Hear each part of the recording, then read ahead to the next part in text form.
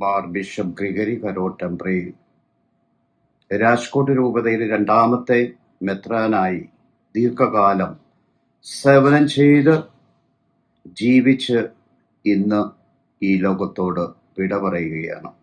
ഈ അവസരത്തിൽ അദ്ദേഹം നൽകിയ സംഭാവനകൾ വളരെ അധികമാണ്.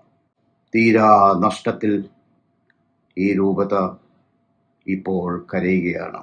മെയ് 6 തീയതി 1933 ജനിച്ച് ഡിസംബർ 8 1955 വ്രതവാഗ്ദാനം നടത്തി മെയ് 17 1963 ഒരു പുരോഹിതനായി, അതിനുശേഷം ഏപ്രിൽ 24 തീയതി 1983 രാജ്കോട്ട് രൂപതയുടെ ബിഷപ്പായി നിയുക്തനായി. അന്ന് തുടങ്ങി ഈ രൂപതയ്ക്ക് വേണ്ടി വളരെയധികം അക്ഷീണം യത്നിച്ച പ്രവർത്തിച്ച ഒരു പിതാവായിരുന്നു ഞങ്ങൾക്ക്. ഈ തീരാനഷ്ടം ഒരിക്കലും ഞങ്ങൾക്ക് സഹിക്കാൻ സാധിക്കുന്നതല്ല. പല മണ്ഡലങ്ങളിലെ സീറോ മലബാർ സഭയ്ക്ക് വേണ്ടിയിട്ട് അദ്ദേഹം പ്രവർത്തിച്ചിട്ടുണ്ട്.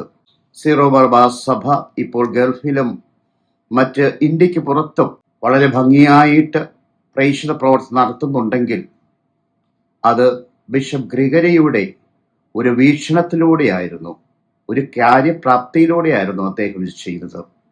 ഈ രാജ്കോട്ട് രൂപതയിൽ തന്നെ വളരെ സാംസ്കാരിക മതപരമായ ഒത്തിരി കാര്യങ്ങൾ അദ്ദേഹം ചെയ്തിട്ടുണ്ട്.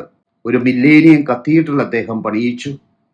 അത് എല്ലാ മതങ്ങളുടെയും ആചാരങ്ങളുടെയും ഒരു സമ്പുഷ്ട വിശിഷ്ടമായ ഒരു കത്തീഡ്രലാണത്.